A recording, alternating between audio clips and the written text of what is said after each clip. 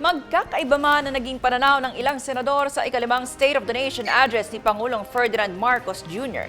Iisa ang kanilang panawagan, mas konkretong hakbang para sa kapakanan ng publiko at mas maigting ng kampanya laban sa korupsyon.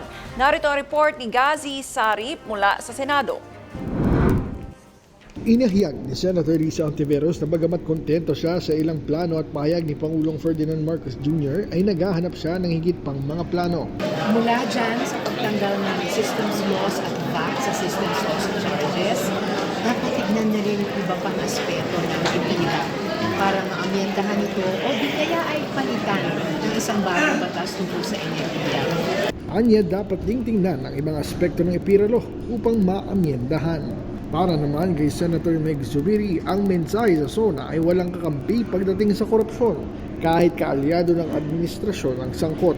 Giit niya, kapag napatunayang may ginawang mali ay hindi dapat protektahan kahit kamag-anak ito o personalidad na malapit sa gobyerno.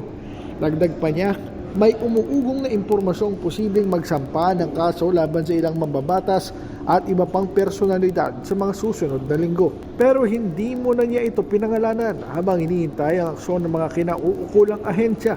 Nagbigay rin ng saloobin si Zubiri hinggil sa pahayag na pag-alis ng system loss charges sa singil ng kuryente.